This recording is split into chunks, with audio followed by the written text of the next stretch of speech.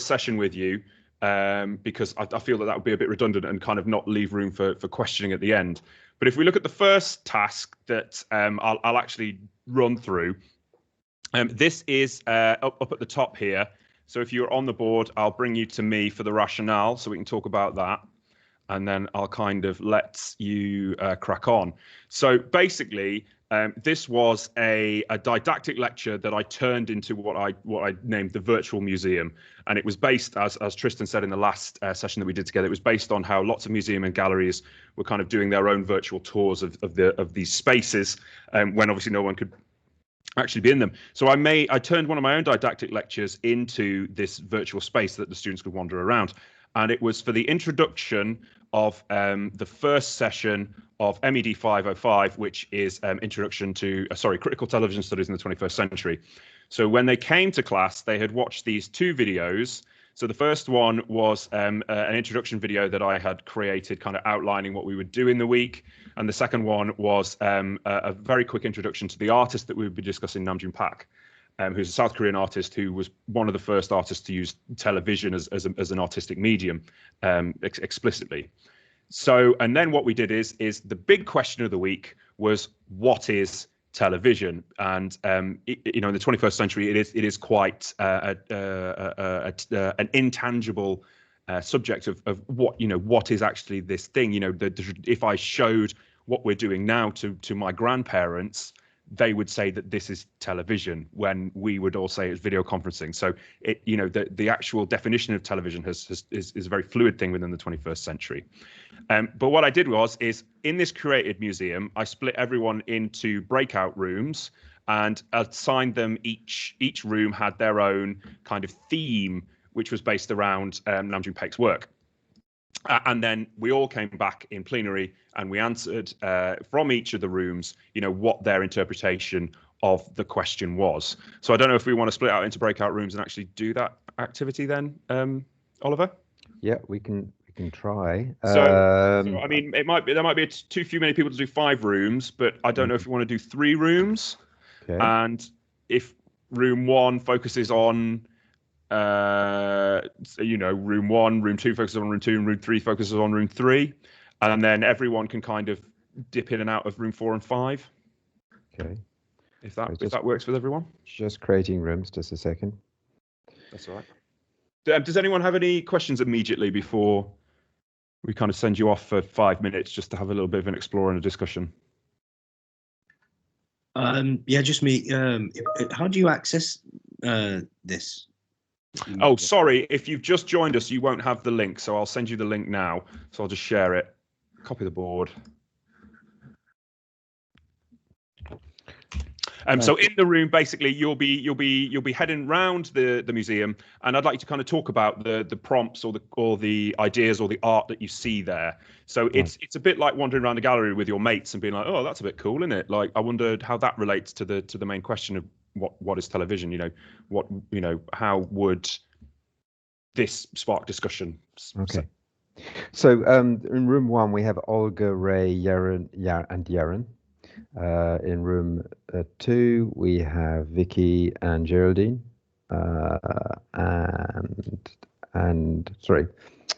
Vicky, Geraldine, Dominic, and yourself, Ted. Then in room 3 we have Rob, Victoria, and Lilith. Welcome, Lilith. Okay, so I'll start the rooms now. So we're each going room by room. We're looking at the room. Yeah. Okay. The room that you're labelled to be in. Yeah.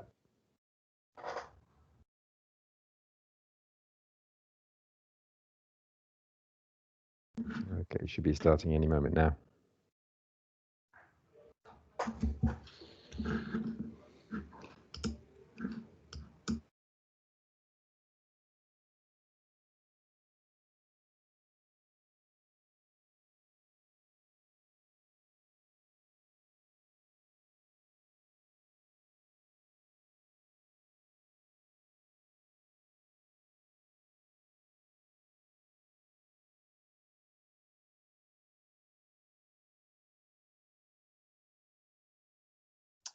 Hey, Rob.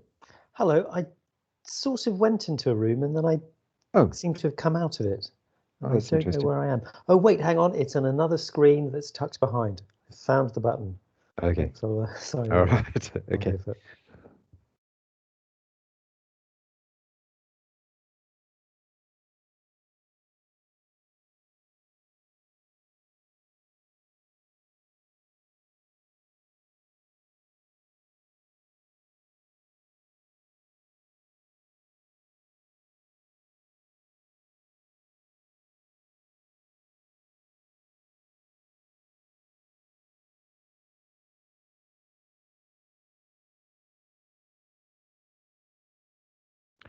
Hi, Juliana. Hi. Hi, Juliana. Hi. I'm going to. We've gone into breakout rooms. Okay. And I will allocate you to a room. Can you see in the chat pane? If you just go to the chat pane, can you see a link to a Miro board?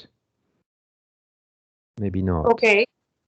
Is there, or maybe you can't see that. Is it in the chat? Yeah, maybe because you've just. See the chat. Can you see can you see a link to the Miro board in the chat pane? Yeah. Yeah. I can see it. So Okay, great. if you open that, then I'll put you into a room, and basically everybody is having a look at a particular museum room, Yeah. according to their group. Okay, so I'll just see if I can put you into one of the groups now. Okay. Okay, thank you. Okay, just a minute. Okay, sign. Okay, I'm going to put you into room 3. So you'll be looking at room 3 of the museum on the Miro board. Okay. So just start up in a sec.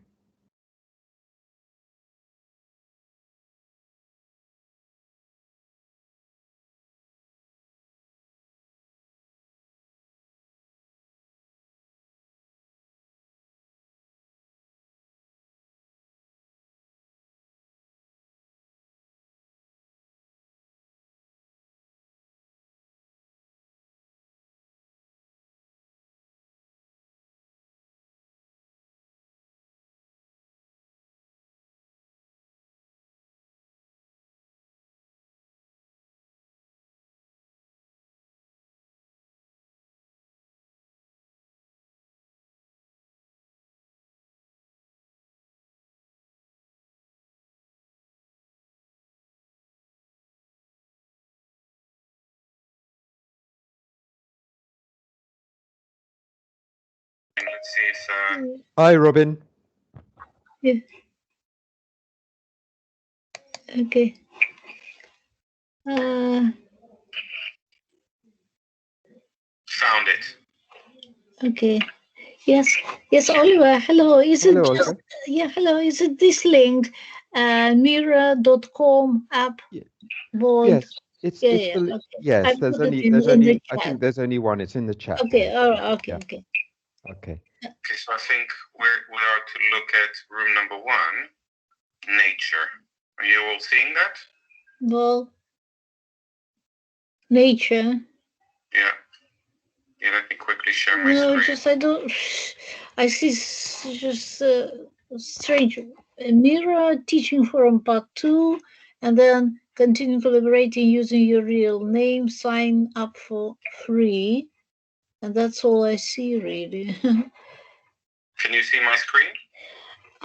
No, just I want to this link. I want to the link. And then I clicked on the link, and then I've got sign up for free, and in the low right hand corner I've got let's start, welcome to Miro. Is it this one we need? I think if you follow the link. Yeah, I followed the link. Yeah. Okay. And then it says let's start at the corner. My first idea.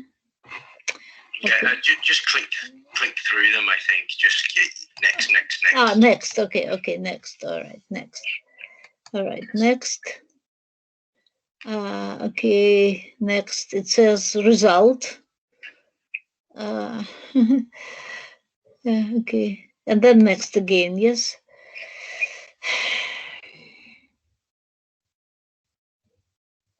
Yes, connect ideas and results. Perhaps it's not what you want us to do.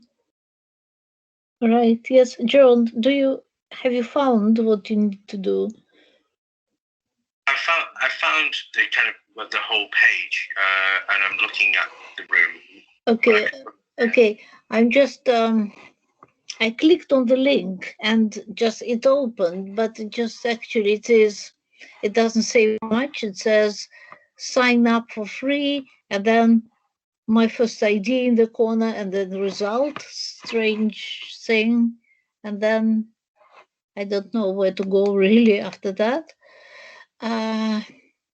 Okay, I'll return now. I'm back. All right. Try to pinch your phone and zoom out. Okay. No. Just I will close my phone. I opened it on the computer now, so perhaps it would be easier. Okay. So, all right. Yes, Oliver, would you be so kind now to direct me? Where should I go? I'm just trying to see if I can get hold of Ted to help. Yes. Okay. So I mean, you should be in room 1 of the museum. How can I get there? I mean, I'm already there. Yes, I think. Yes. Can I press on Ted's Miro.com this link? Can I press on this? Do I need to press on this? When you say this, I can't actually see what you're referring to. Okay, of course. No, it's in the chat. Sorry, it's in the chat. Yes. It's here. It's Miro.com. Yeah. /app/board. Yeah. 09. Is it this one? That's the link he's provided. Yeah. Should I click on this? Yes. Just open that up and you'll. Okay. I clicked on this, and you know what I see? Okay. There is something coming. Yes, Oliver, what I've got, I'll tell you exactly what I see. I see on the top, in the left upper corner, Miro teaching from part 2. That's fine. Then there are some icons, and then I see sign up for free. And then on the top, on the right, I see some icons, and then I see in the bottom, yes, my first idea results. Perhaps you can share your screen with us, Olga. If you just to add an extra layer of complication. I don't want actually to complicate it all. Okay, look. So David is saying, try it now. Okay, try it now. But what should I try? Results or next? Okay. I've got next. Should I try next? Share your comments. Olga, let me see if I can get hold of Ted and bring him. Okay, all right. Okay, I'll wait. Yes, Oliver. Sorry about this. Okay, that's okay. Of course.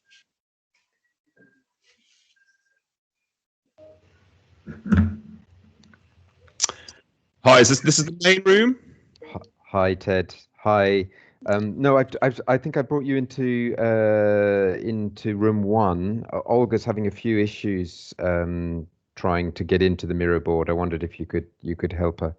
Oh yeah, sure. Just let me. So if you go to the main chat thread, if I share it with you now, and if you go through to this link. Okay, look, just I pressed on the link as it is in the chat, and I've got the new picture in front of me, which actually quite empty with a yellow sticker in the middle.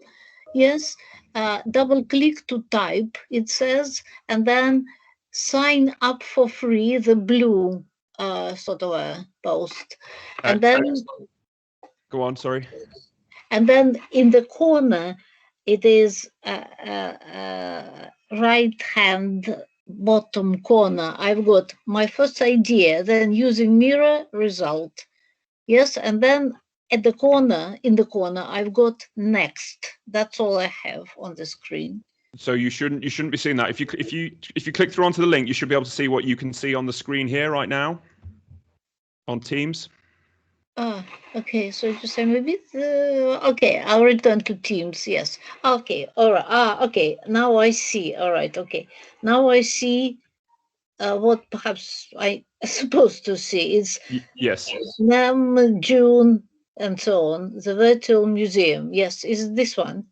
Yes. Okay. Should I open it? There is a kind of a arrow to open. I think you mean the play button. I think that's Play yeah, button. So you are in it, yes. So if you zoom out, so if you watch the screen on Teams, yeah, and you should see a little icon like this at the bottom, and you can zoom. Yeah. Not at the bottom, on the side. Yes, okay. So you should. This is what you see. So if we go back, you can actually see this is the whole Miro board. Okay. And you should. No, I don't see this. I see. Perhaps I can share it with you, and you can see what I see. Oliver, do you want to bring everyone back into the main room, mate? Just because. Yes. Yeah, if you can, that would be easier for me. I got a bit just lost. If we can be in one room, perhaps it would be easier. I don't know what others are thinking. Okay. So sorry about this. Yeah, because we're only a few people. Yeah. All right. Room number 1. We've grown in number, actually. Okay. No, just okay. It's up to you what you want to do. No, that's fine. I'm bringing everyone back. All right, okay, guys. Thanks very much. Obviously, I just wanted to give you a little bit of a taste of how that exercise would go. Someone is definitely in a plan. Ted, you sound really bad. Sure what happened. Yeah, someone. Okay, if everyone could mute mics for a second, please. Angels, could you mute your mic, please? And Olga, if you could mute your mic. Just to mute my mic, yes, of course. Yeah, somebody sounds like they exist inside of a blender or something. Is everyone back in the room? Thumbs up if back in the room everyone can hear. Yeah, good, thank you. Okay, so that was just a little kind of taste about kind of the museum tour that we do. What I saw is a couple of little arrows darting around as well, looking at the other stuff, which is great. It's kind of the idea of the it is like a gallery. Like you should be able to wander freely and see whatever it is that you want to within it. And obviously we'd come back now in plenary and kind of discuss the main question of the week. What is television? So I don't know if anyone wants to have a stab of something that they've seen that maybe sparked them on that question, on an answer to that question. No one wants to be brave. Wait, is this the what is television question? Yeah. I mean, in room 3, there was some nice little things.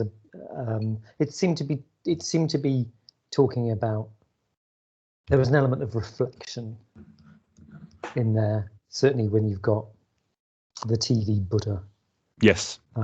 This is one of those things where there's a lot of interesting words, and I read the words, and then you read the words again, and then you read the words again, and you think, I'm still no further forward to what this piece of art is supposed to make me think or feel. But there is definitely an element of reflection. I don't necessarily agree with the Buddha being trapped in an existential loop in the surface of reality, because it's just a statue on a screen. But there's that element of life being reflected. No, definitely. I think as well, especially from Namjoon Paik, looking at Buddhism, the kind of semiotic of the Buddha.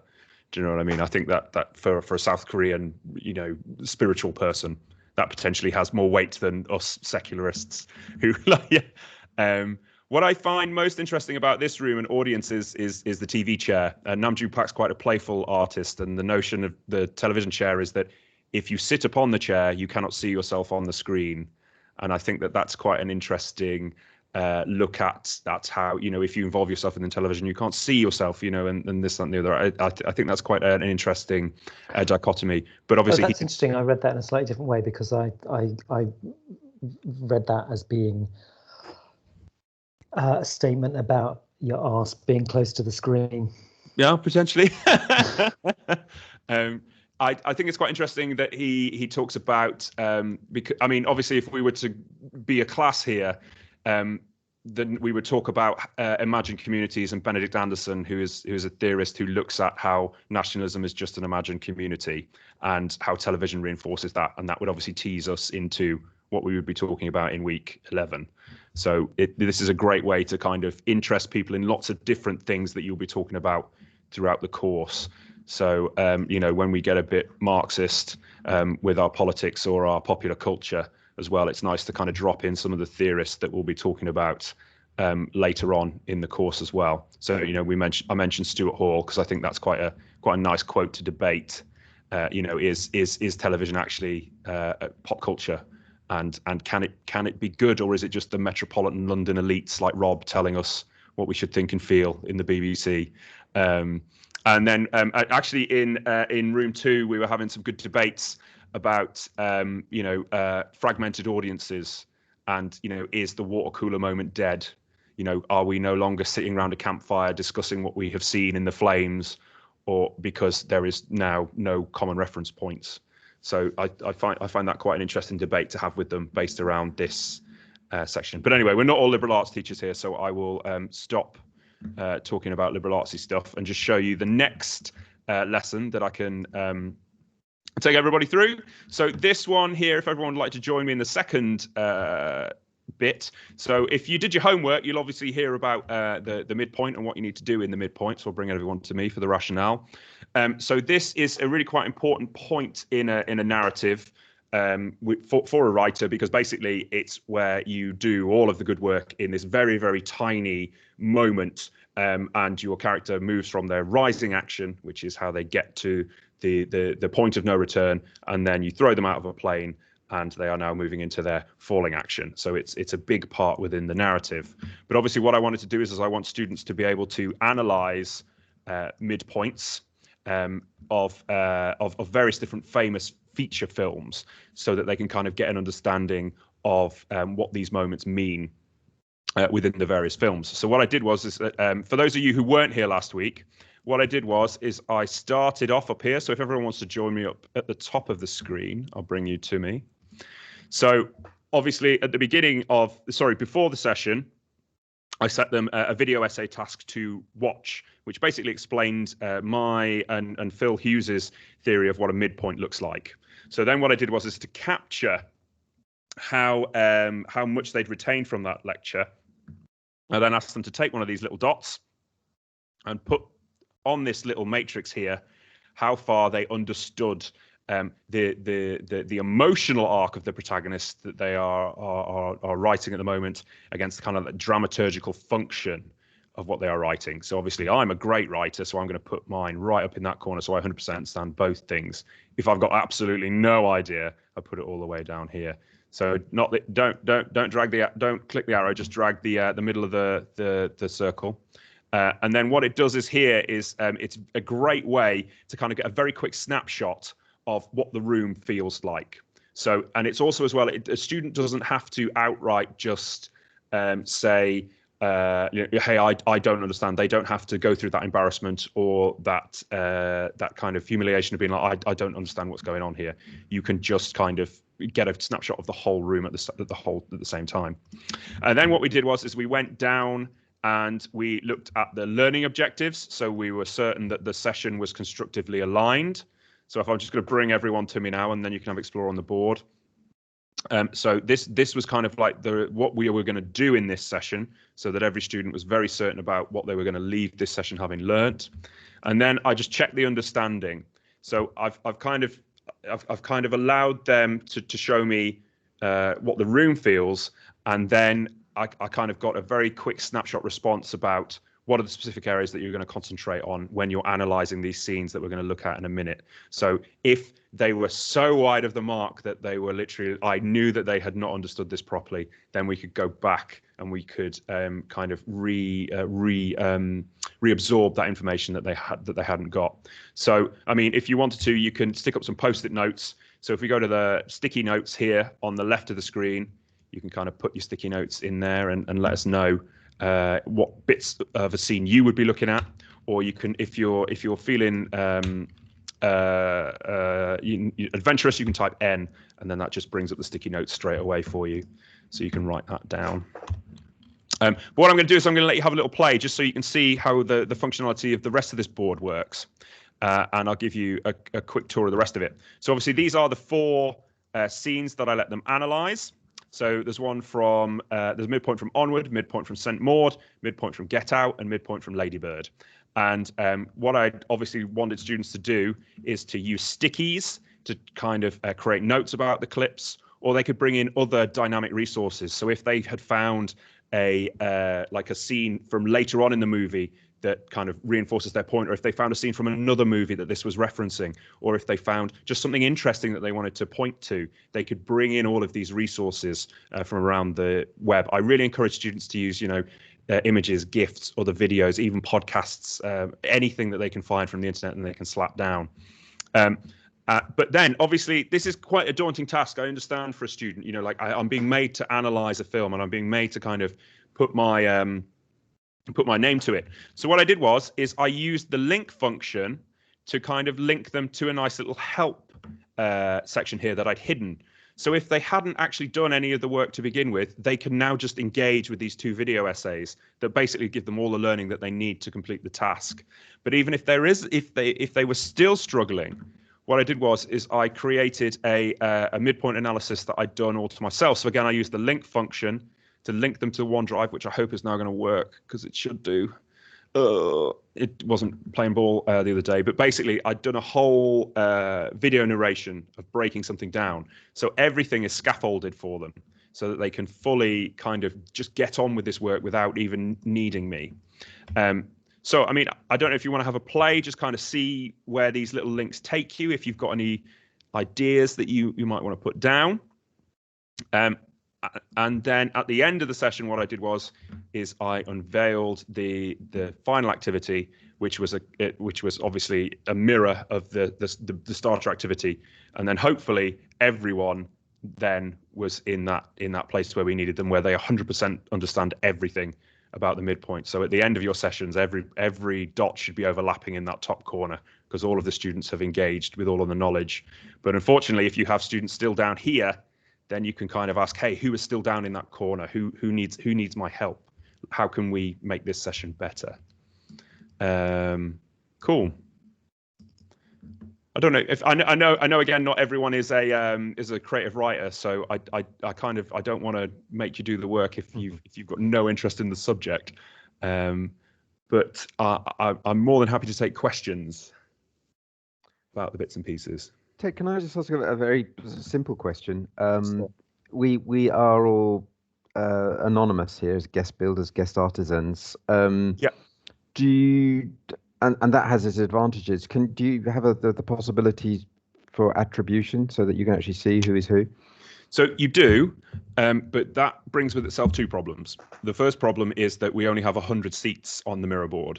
Right. So we only have room for me plus 99 students, and I know for some of the faculties in BAM that would be it.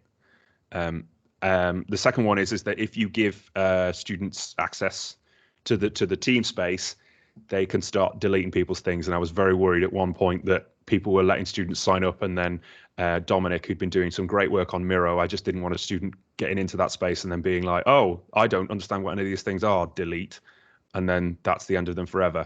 So I've actually locked attribution off, just so that terrible thing doesn't happen.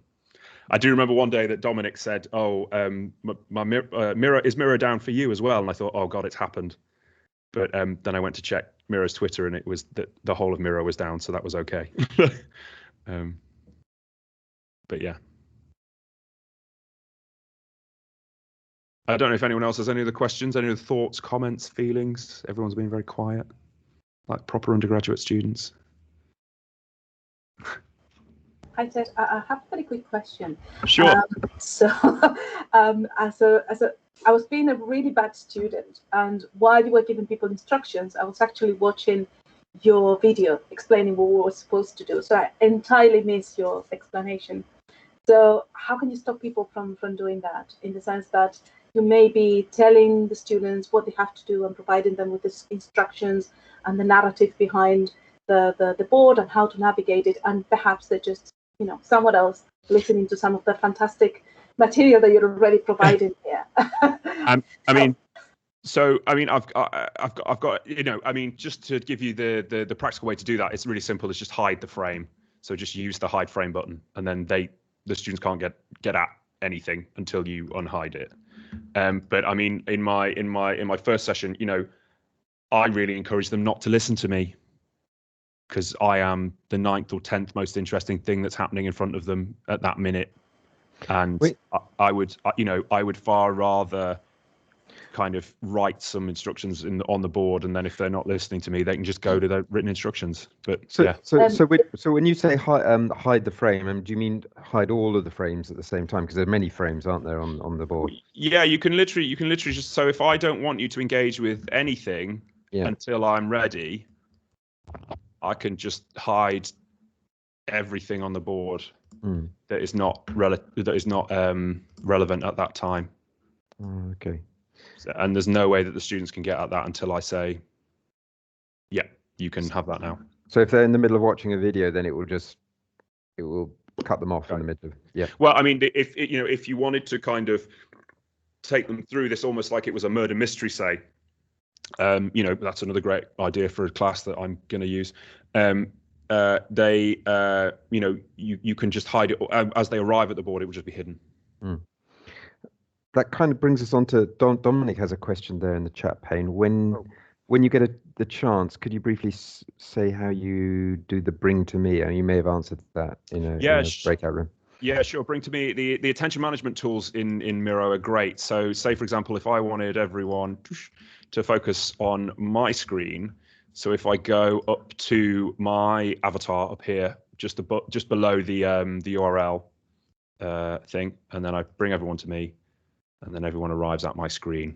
And then I can actually get students to follow other people. So I don't know who this is, but we're now following you around the board. So I'm stalking this person and their view of the screen. But then I can stop everyone doing that and bring them to me. So if someone is doing something very interesting on the board, we can follow them around as well. Great. And Dominic, you have another question, a follow-up question there, but could you just clarify what you meant by that? I understand what he means. Okay. It's only people you give the permission to do that. Okay.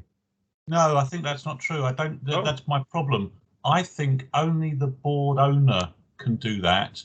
It's not the whole team. So the hiding functionality is only the board owner, because I can't get other members of my team that, I think. Okay. I didn't know that, but let me see. And what do we mean by team in this context, Dominic?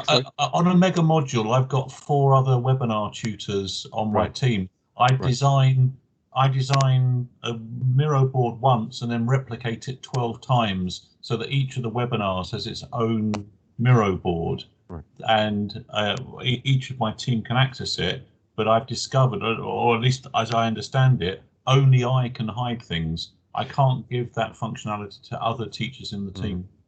So just there's a workaround. There's an exploit for that. I can, if you get someone to actually create the board and then copy and paste the material over, because then they own that material. So then they should be able to hide it. So like a remake in Padlet or something like that. Yeah, something like that. So if you want Ed to teach that class, get Ed's Miro board and then copy and paste the stuff over. I think that should work, but if not, that's definitely something that we should ask Miro to do. Right. Okay. Thank you. No problem, Dominic. Angels has had her hand up for a while, Yaron, and then I'll come to you, dude.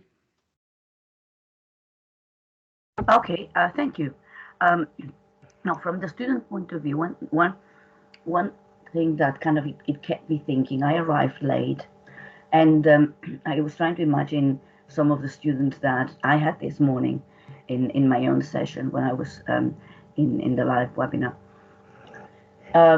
What would you say is the best strategy in terms of as you're not in the center of the room, so to speak, and you're not creating a navigation for others that they follow. You go to room 1 and they follow to room 1. So kind of, you know what I mean? You're really not there to keep making them renavigate all the time. And I don't know if you could cope with 200 people at any given point doing different things, right? What's the best strategy for capturing a student who arrives late, who hasn't done a lot of the work, who might be working with others, but kind of, is there a way in which, because my worry is I can direct them to, start with instructions, and then they move around, as they should. Yeah. But I have some students who struggle with that, I will not be there to give them instructions because I'm doing several other things at the same time. So this sense of dispersion, so there's two sides to it. One, how do you manage yourself not to feel the temptation to go back and rescue and keep helping back and forward, being in 4 or 5 places at once? And what do you do then? How does a student who's arrived late, is not sure how things are going, or not very interested, hasn't done the work, not been there for several weeks, feel encouraged to, this is what I have to do, and this will work for me without any help. So it's about the level of autonomy, really, because if I've got students that are given a lot of autonomy, like I can see if I arrive late, suddenly I've got more autonomy because a lot of things have happened before me. It's about finding the balance. So how do you have any strategies for that balance between them having enough autonomy to feel encouraged to feel things by themselves, and me not having to be divided and being everywhere at once? So I never start the session like straight launched into the Miro board. I always start with a warm-up activity because I know that they're going to be late. So I will do something else right at the top of the session for 15 minutes. And then I will launch into the Miro board, because I think by 15 minutes, anyone who turns up late is taking the mickey anyway. But there's a couple of things that you can do for attention management. Firstly, you can use this function here. I don't know if everyone can see on the team screen. You can set the start view. So you can set the start view on the kind of, this is everything you need to know to complete this board, so that anyone who now joins this Miro board for the first time will be taken to those instructions, and that will be the first thing that they see, so that there isn't that kind of overwhelm of, oh my God, there's everything here. And, for example, this video here, the introduction to week 1 video, tells the student everything that we will be learning. So rather than come and be like, hey, what am I supposed to be doing, and then feeling that they need to ask me, it will be like, well, now go to that video, watch that video, because that's as good as me telling you what you need to do. And it's literally my voice. It's everything the same, except I recorded it a week ago. So go do that. And some students need much more hand holding than others. I get that, but they would need hand holding if we were on the class or on the moon, or so. But yeah, if that answers the question. Thank you. It's made me think about the management of the classroom. So I think that gives me the idea of the starting is an important one. I think, and I like this point of where you have a voice over there that they can do. I think those will be helpful in the things I'm considering. Thanks. No problem, Angels. Thanks for your question. Go on, Yaron. Yeah, thank you. Firstly, my first question was actually what to do with late students, which Angels has asked. So thank you for the answer. What is their model basically? Are you signed in and paying? Is this a freemium? What's the deal there, and what's the deal with the students if no one is paying? What's happening? How are these guys making any money? So I mean, this is an educator license, so it's free for me for life as an educator. You just basically have to prove to Miro that you work for an education institution, and they're like, yep, that's fine. The companies pay the big bucks. The companies, when they want this, pay the big bucks, and they have a subscription model for their services. I imagine you must have, if you've been running it for a while, you must have experienced students from certain parts of the world that are unable to run it, probably to do with HTML5. I'd imagine this is running, etc. Did you experience any major issues with that? I didn't, but I can imagine that it's because our students have the top tier tech and, you know, the good internet. But I mean, you know, I would not. No. Yeah, no. Yeah. I would anyway. Sorry. No, not. I have students in India who've been having power cuts in Bombay for half the day every day. So right. Well, I mean, we could have that in Texas. So I suppose it's not. I haven't had any problems with the tech. I've had problems with students kind of, you know, overwhelm, and like, I'm not dealing with that. That's a new thing. No. And you know, all right, but I'm not buying it. Like, and it's I think it's, you know, it's the gentle introduction to it. It's why I use the virtual museum as the first introduction to it, because you don't have to manipulate anything. You just have to wander around it. And then next session, we're like, okay, everyone has to make a sticky note. Now everyone has to copy paste something, you know. So, but yeah, sorry for cutting in. Is that something you can just launch and leave them? Can you do the entire thing without your presence at all? Just tell them roam around, whatever you discover, although it's numbered, although there are arrows pointing from here to there. There's start here, read me, watch this, go there, etc. Yeah. They're able to handle it. Yeah. I've actually set some Miro boards as like asynchronous. So you don't even have to do it synchronously. That's what I was thinking. Yeah. So I did one where I gave them a chapter of a book. No one hears from the library. Okay, good. I copy and pasted a chapter of the book, and it was like, annotate it, and collaboratively annotate it. And so they went away and they found interesting things, and they found, you know, YouTube clips that proved the stuff, and, you know, then they recorded things, found podcasts, and then in a synchronous session we just went through their annotations. And I said, hey, isn't it interesting that you know, such and such said this, and then you disagreed with them over here, and that was quite an interesting session. It's like a multimedia Padlet wall. Yeah, very much so. Yeah. Okay. Yeah. Thank you. Very useful. Thank you. Yeah, no problem. To get membership, then I just need to get whatever educator, whatever. Yeah. Okay. Thank you. I'll put that link in the chat at the end so everyone can access it. Thanks. Great. I'm glad to hear that you're using it, Robin. Top work. Was it a success?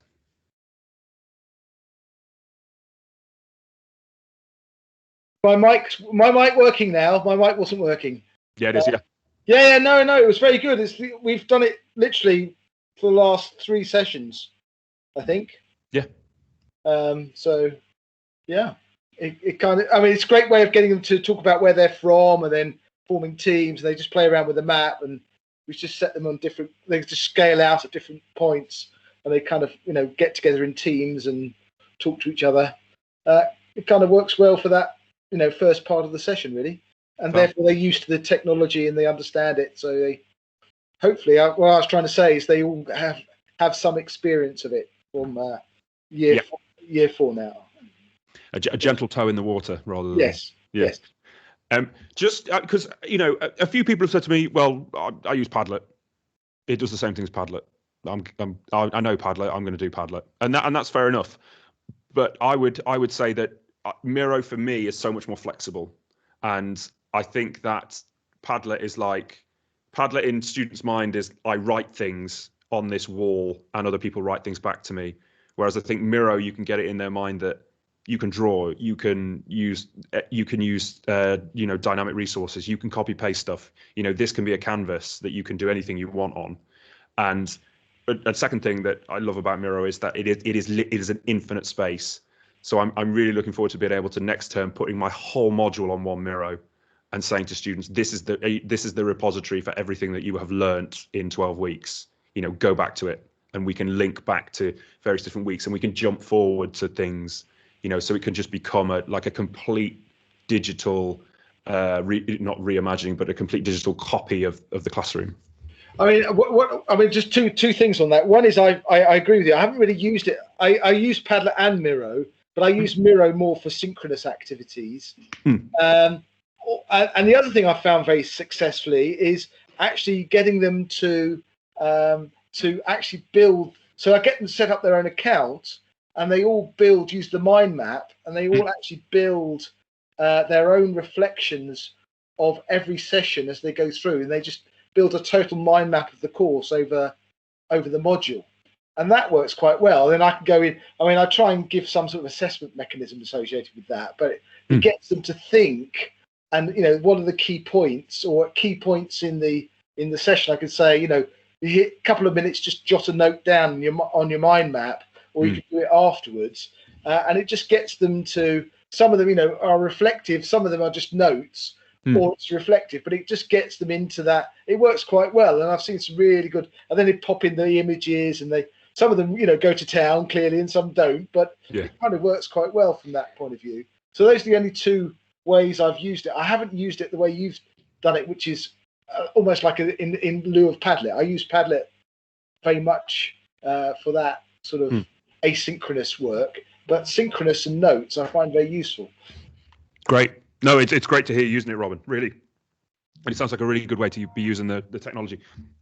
Excuse me, sorry. Oliver, did you?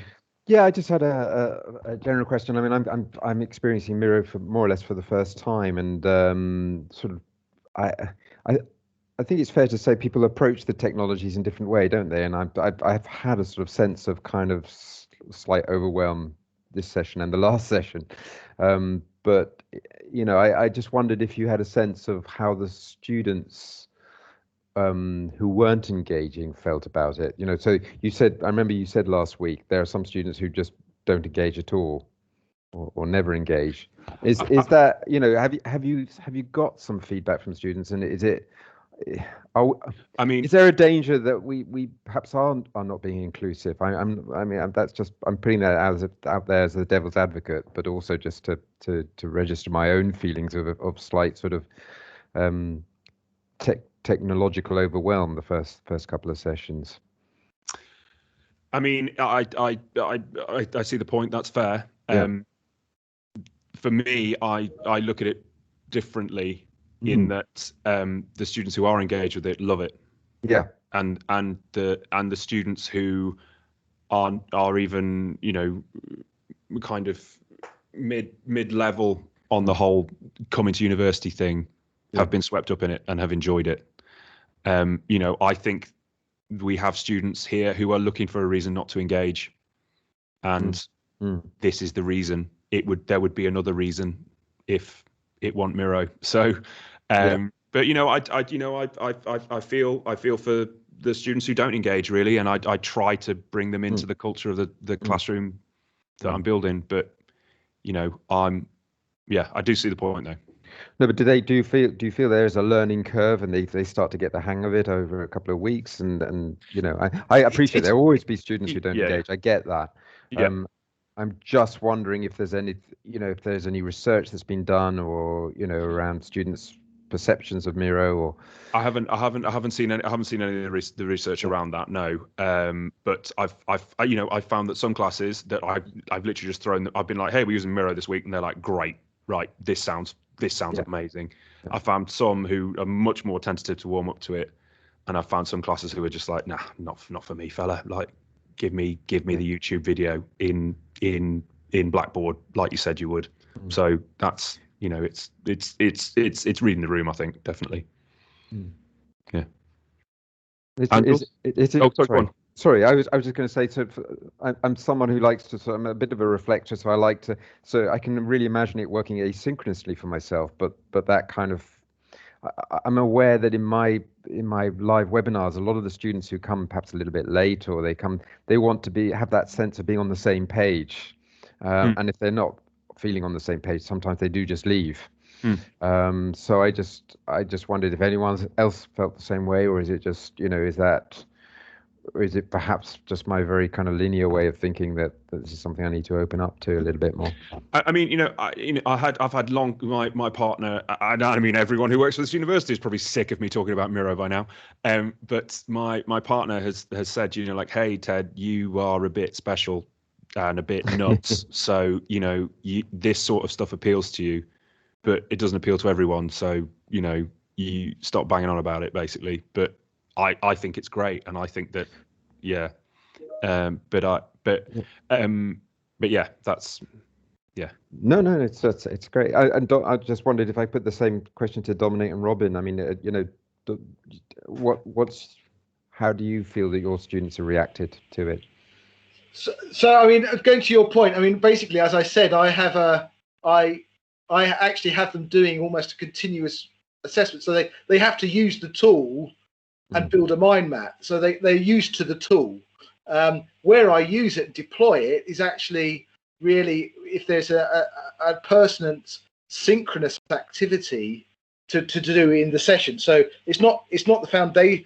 It's there and they're familiar with it. But if there is a particular, it is very good online for synchronous because you can see everyone's names. Because once they've registered, you actually can see all their names. Yeah. And they can track each other and they can get together and they can see who's working on what on the activity. So it's been a fantastic tool in an online context. I must say, I'm not quite sure how I would deploy it face to face. But certainly that continues to, it's a great tool for having mind maps and for us to be able to go and see everyone developing the mind maps and how they're progressing with that as an assessment mechanism. I assume that I could, in a workshop session, we can get them all onto the Miro activity. I'm sure that's going to be possible as well. So and you could probably project it on the board and everyone can see everyone who, so it works in a classroom context. We just haven't had the chance to do it yet. If you see what I mean. Right. So I could see that working. That's my thought. Yeah. Thank you. In terms of you asked me, my sense is that probably about, if I have 25 students who are supposed to be in the room, I'll have 10 people to 12 people who are there, and of those, about 6 to 8 will engage with the Miro board. The ones who do get a lot out of it, but that's about student engagement. I don't think that's about the Miro board, because I have the same sort of response rate when I do a Socrative quiz. If I do Padlet, I think there is a real culture of many of our students not engaging with the activities. Now, whether they are somewhere else in the house and they're just logging on to get the I'm there thing, I think there's something about that. I really value several things about Miro. One, it can be messy. It's the advantage is it's not very kind of linear. You can make it as messy or as structured as you want. And so I like that flexibility. I like the multimedia stuff. I like the fact that for certain activities, if you give them a bunch of words and they've got to categorize them, they can do that from around the world. There's a real buzz around that. So I'm a big fan of Miro. And to follow on Maria's question, I intend to use it next year when we're face-to-face, assuming we're face-to-face. And as a module teacher of a big module, being able to put quite a lot of effort into designing it once, then replicating it 12 times and getting 267 students to engage with this, I really couldn't have got through this year without Miro. But there are some little tweaks about it. So I'm a big fan of Miro, and I thanks once again to Ted for getting us to do it. Yeah. But I do think it's not for all of our students. But I think that's more about students than it is about Miro. It sounds like we probably need to have a follow-up to the follow-up, a show and tell from Robin and Dominic, because I think it's interesting to see how different subject areas are using it in different ways as well. Ted, I'll give you the final word, perhaps. I don't know if Angels has got anything to say because she's had her hand up for a while. Sorry, Angels. I had my hand up for a while, actually. Just very quickly, I wanted to share some of my experience because I don't know if this has been said. I had a Miro-enabled session, right, several students, and I hadn't done Miro with them.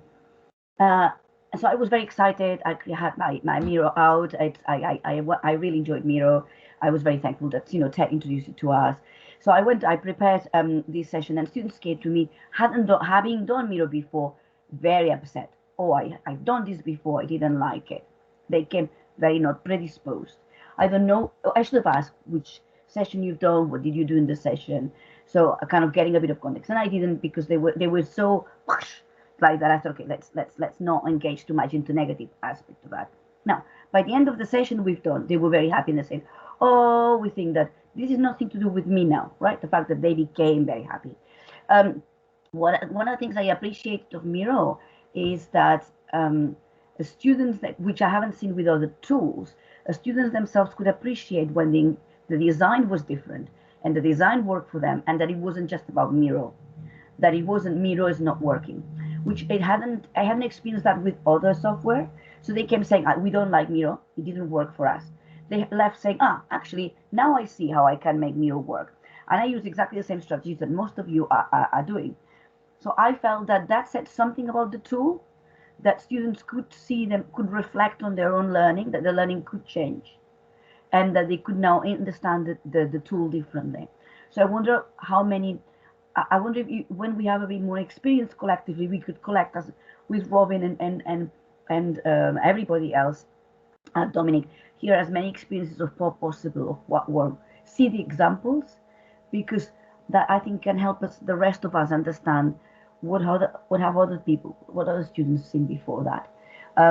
So yeah, I think that the show and tell and seeing examples and understanding the design, I would have liked to see what happened in the design of the Padlet that students didn't engage with, regardless of who did that, yeah, that made them become antagonistic, as opposed to leaving, okay, now I got around the tool. And I didn't do anything special. It was simply an activity. Go search this, bring back, classify, read this. As you navigate around, you can read these, you can, the very similar strategies than everybody does in Miro.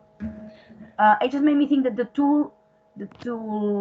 students see the tool differently than us, but they were quicker at, I don't know, working with the tool somehow. I don't know if you others experience that than other tools. So that's what I wanted to share with you about that experience. Thanks, Angels. I think probably we're going to have to wind it up because I know other people have to be other places. Ted. Just one final word. Sorry, like I said, everyone needs to go. Yeah, Maria, I'm going to exclusively be using Miro in my teaching when we're face to face. I talked about it in part 1, but I feel that social distance learning is, we are going to have students all the way around the world who can't come to class, and there's been a lot of fear of I have to now do 2 sessions, online and offline. Whereas I'm going to say we're all working on the Miro board. It's just some of us happen to be in front of me, so you can get to class. This is the time that class is on. And I'm going to use the presentation function to deliver my didactic, which is kind of like just like a PowerPoint slides, and then it's going to be interspersed with micro tasks.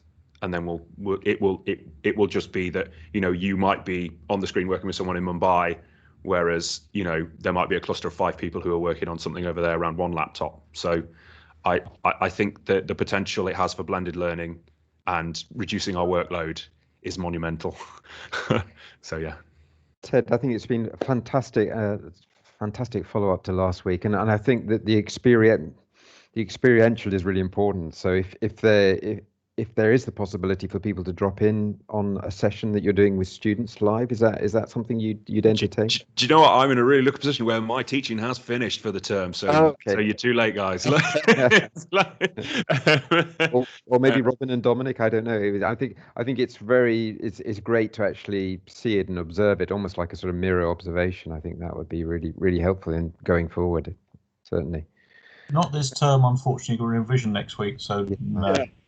Yeah. Well, we only got a week to go. I think you're a bit keen there.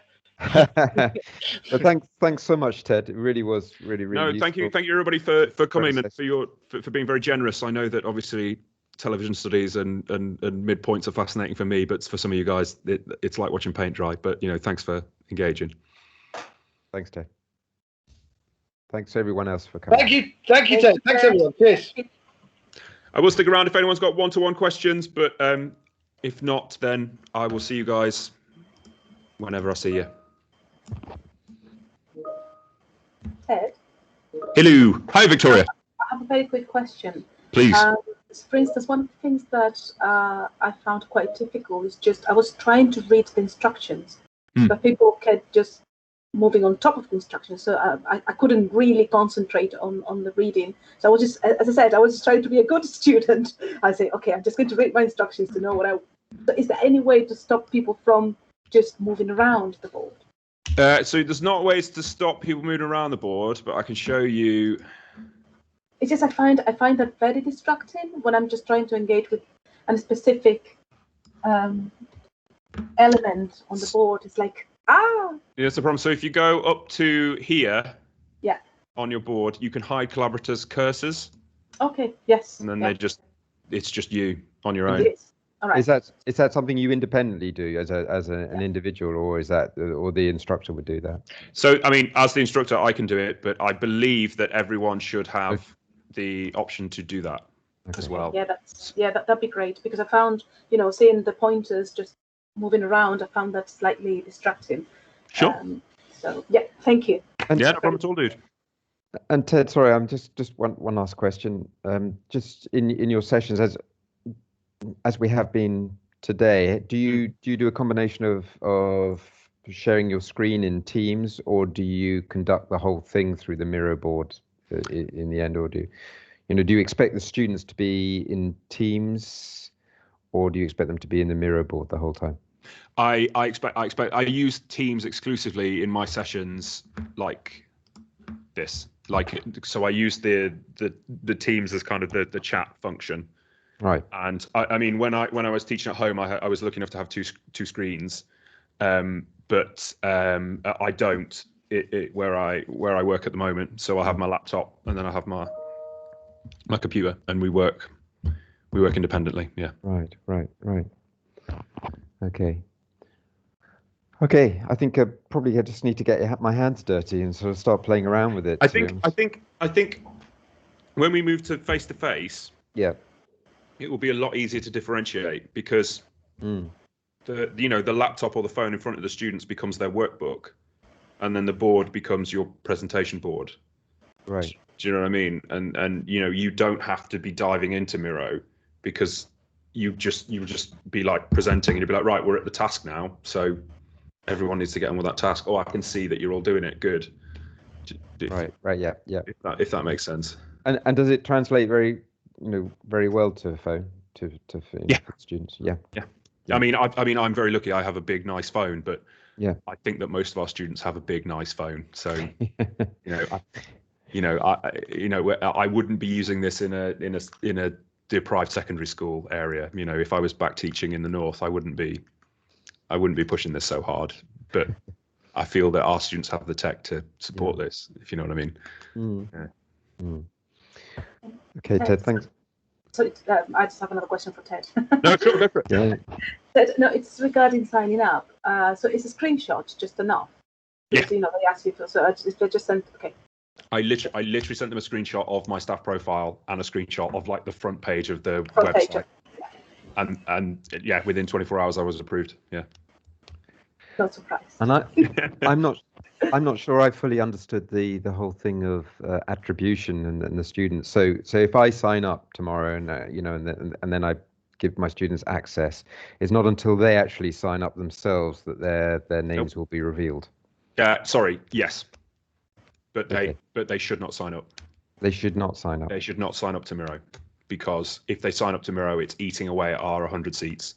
Mm-hmm. And I would rather have 100 members of staff who can create boards, and students can just drop in on those boards without having any attribution.